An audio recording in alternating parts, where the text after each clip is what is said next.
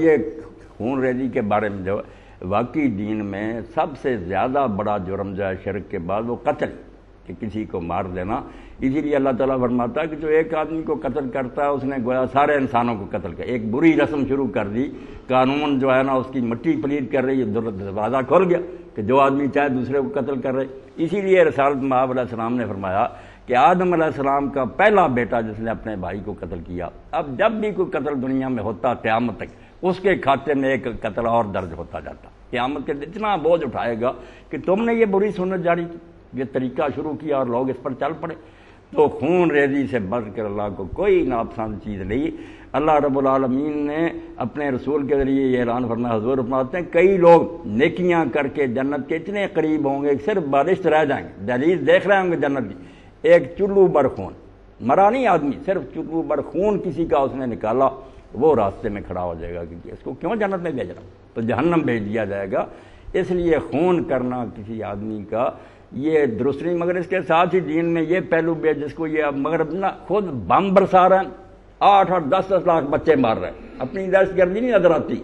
ہم مہذب طریقہ سے باصول طریقہ سے اگر کہیں جنگ کرتے ہیں مقصد کے تحت بھائی مچا دیتے ہیں کہ یہ دہشت گرد ہے، ایسے یوں ہیں. اللہ نے اسی لیے واہ واہ کرانے کے لیے بےہودہ بات نہیں کہی غیر متوازن کہ قتل کرو ہی نہیں. جہاں آتا وہاں الا بالحق. ہاں اگر قانون کے تحت قتل ضروری ہو جائے تو پھر نرمی کرنا بیوقوفی ہے، پھر قتل ہی عبادت ہے.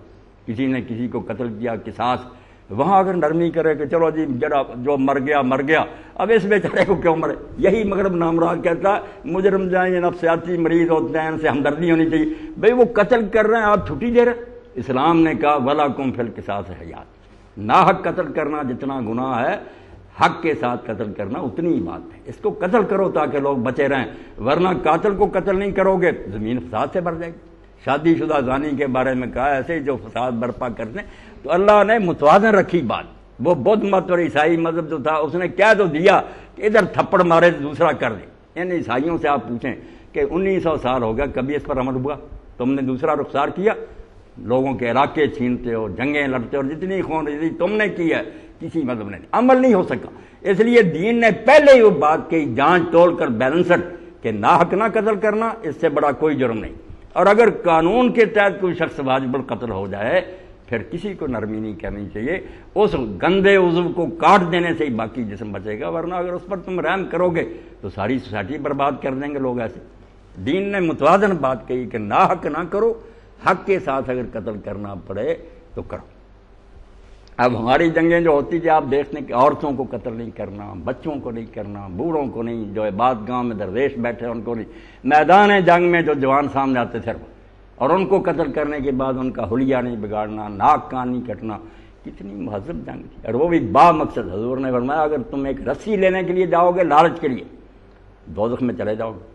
اگر صرف ناموری اور شہرت کے لیے کہ مجھے تمغہ ملے جہنم، یہ جہاد فی سبیلہ نہیں ہوگا. جہاد فی سبیلہ تو ایک نیم کا گھونٹ ہے کڑوا کہ جان اپنی دینی اور نیت یہ کہ دنیا سے فساد ختم ہو. فساد ختم کرنے کے لیے جو لوگ اٹھتے ہیں وہ مجاہد ہوتے ہیں، دہشت گرد نہیں ہوتے.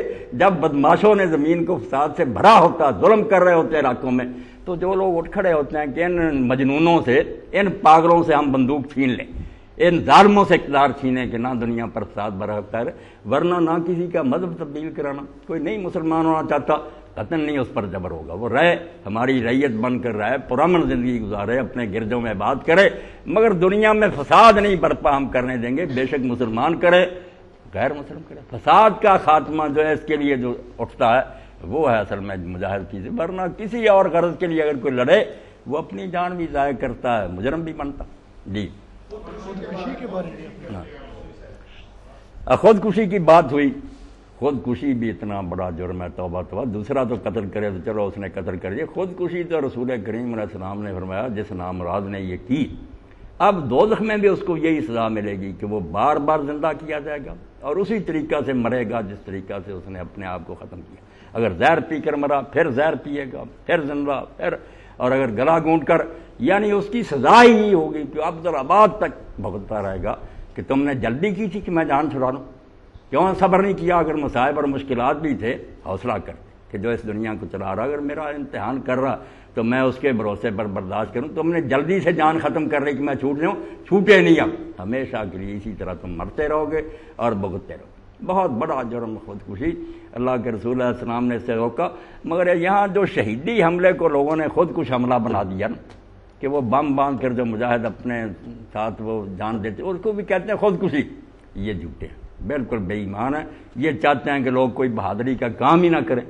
پھر تو جو جنگ میں جاتا ہے سپاہی خودکشی تو کر کے جاتا، دوسرے کو مارے یا نہ مارے، مرنے کے لیے تو گیا وہ میدان ہے، ورنہ وہ جنگ کیوں کرنے جاتا؟ فوجیں کیوں رکھی ہوئی آپ نے؟ مرنے کے لیے وہ پہلے سپاہی تیار ہوتا کہ میں جان دے دوں گا وطن کے لیے، دین کے لیے۔ تو یہ خودکشی نہیں، یہ شہیدی۔ اس کے لیے آپ ایک واقعہ دیکھیں، جب قسطنطنیہ کا محاصرہ تھا، حضرت ابو ایوب انصاری رضی اللہ عنہ بھی ساتھ تھے، تو ایک مسلمان آدمی رومیوں کے گروہ میں گھس گیا، تنہا ہی چلا گیا لاکھوں کے مجمع میں۔ اب کئی لوگوں نے پڑھا لا تلقوا بأیدیکم الی التہلکہ، قرآن تو کہتا اپنے آپ کو ہلاکت میں نہ ڈالو، یہ خودکشی کر رہا۔ تو حضرت ابو ایوب انصاری نے فرمایا بے وقوف ہو، تم قرآن کی غلط تفسیر کر رہے ہو، یہ آیت کا معنی، اگر یہ مانا تو پھر تو کسی کو آنا ہی نہیں چاہیے میدان جنگ میں، ہلاکت کے لیے آئے ہو۔ اور یہ نہیں مانا، انہوں نے کہا حضرت کیا ہے؟ فرمایا یہ آیت اتری تھی ہم انصار کے بارے میں کہ جب ہم نے رسول اللہ کا ساتھ دیا، بہت جہاد کیے، پھر ہمارے دل میں یہ بات آئی کہ اب اور جہاد کرنے والے بہت پیدا ہو گئے، ہمیں اپنے باغوں اور کھیتیوں کی فکر کرنی تھی، وہ اجڑ گیا ہے، ہم ذرا اپنی معیشت کو درست کر لیں۔ تو وہاں یہ آیت اتری کہ اگر جہاد چھوڑ کر تم اپنے کاروبار میں لگ گیا، کھیتی باڑی میں، تو ہلاک ہو جاؤ گے۔ آیت تو اس لیے آئی تھی کہ جہاد نہ چھوڑنا، کاروبار برباد ہوتا۔ تم غلط استعمال کر رہے ہو کہ کوئی آدمی بیچارہ جان دیتا، تم کہتے یہ ہلاکت، یہ ہلاکت نہیں، یہ قربانی، ایثار ہے۔ مصر کا قلعہ تھا، محاصرہ ہوا، فتح نہیں ہوتا تھا، آخر حضرت زبیر بن العوام نے کہا مجھے اٹھا کر اندر پھینک دو۔ اب خودکشی تھی، لاکھوں کافروں کے اندر انہوں نے دیوار سے پھینک دیا، یہ لڑتے جھگڑتے دروازے تک چلے گئے، دروازہ کھول دیا، لشکر اندر چلا گیا۔ تو یہ نہیں خودکشی، نہ اس کو کوئی خودکش حملہ کہے، یہ شہیدی حملہ اس کا نام رکھا گیا، کیوں جان دینے کی۔ خودکشی جو اتنا بڑا جرم ہے تو اس کے لیے وضاحت چھوٹی سی، جی بم بلاسٹ جو نیک نیتی سے آپ نے فرمایا کہ یہ ایک شہیدی عمل ہوگا کسی برائی کے خلاف یا کسی برائی کے خلاف، نیت صاف ہونے چاہیے ورنہ جہنم۔ بم بلاسٹ میں ایک تو وہ شخص جو ٹارگٹ ہے وہ ہٹ ہوا یا نہ ہوا، جی، لیکن اس کے ساتھ 10 اور بے گناہ مارے گئے، بچے یتیم ہوئے اور ان کی خاندان بے شمار مسائل کا شکار ہوئے۔ ان کا قتل، اس کی نوعیت کیا ہوگی اور ان کے پسماندگان کس سے انصاف طلب کریں؟ ڈاکٹر صاحب کی بات آپ سب لوگوں نے سنی، یہ اکثر سوال اخبارات میں بھی آتا ہے، لوگ علماء سے پوچھتے ہیں کہ عورتیں بچے مارے جاتے ہیں، بے حوا ہو جاتی ہیں عورتیں، یتیم ہو جاتے ہیں، کئی بے گناہ مارے جاتے ہیں۔ اب یہی بات ہے کہ جو لوگ صرف نظریاتی ہیں نا وہ تو پریشان ہوتے ہیں کہ یہ کیا ہو گیا، مگر جو عملی لوگ ہیں وہ جانتے ہیں کہ اس کے بغیر چارہ ہی نہیں، کیسے پہلے الگ کر لیا جائے کہ بچے الگ ہو جائیں۔ اور یہ شکر ہے کہ خود نبی علیہ السلام کے زمانے میں یہ چیزیں طے ہوئی اور بعد میں بھی فقہائے اسلام نے ان کو واضح کیا، ورنہ بڑی مشکل تھی مسلمان فوجوں کے لیے کہ پہلے اس شہر سے کس طرح وہ عورتوں مردوں کو باہر نکال دیں اور دوسروں سے جنگ کریں۔ تو فرمایا بالقصد، ارادہ ہی کر کے کہ بچوں اور عورتوں کو مارنا، جبکہ تم بچ سکتے ان کو مار، پھر تو ہے جرم۔ اور اگر صورتحال ایسی ہے کہ ان کو الگ نہیں کیا جا سکتا، لوگوں نے کہا یا رسول اللہ ہم منجنیق کے ذریعے پتھر برساتے ہیں، وہاں عورتیں مرد، فرمایا ہم منہم، وہ بھی مشرکوں میں ہی ہیں، ان کے ہی ہیں، وہ مارے جاتے ہیں، تو پھر کیا کریں؟ وہ ٹھیک ہے، وہ مجرم نہیں ہے، کوئی نہیں، اللہ ان کو معاوضہ بھی اگلی دنیا میں دے گا کسی نہ کسی شکل میں، مگر یہاں چارہ نہیں اس کے بغیر۔ حتیٰ کہ یہ بھی ڈاکٹر صاحب صورتحال سامنے آئی کہ اگر مسلمان قیدی ہوں کفار کے پاس اور وہ یہ ہیلا کر لے کہ مسلمانوں کو آگے کھڑا کر لیں، اب مسلمان تیر چلانا چاہتے ہیں، یہ گولی تو کیا دیکھتے رہیں کہ یہ مسلمان آگے، فرمایا مارو ان کو، وہ شہید ہو جائیں گے، اللہ ان کو اجر دے گا، راستہ صاف کرو، ورنہ وہ کافر تو اس میں پناہ لے لیں گے، چلاکی کریں گے۔ تو یہ ساری چیزیں باقاعدہ فقہ الجہاد میں طے ہو چکی، ہر مسئلے کا علماء نے حل کر دیا کہ جان بوجھ کر بے گناہوں کو خواہ مخواہ مارنا یہ جرم ہے۔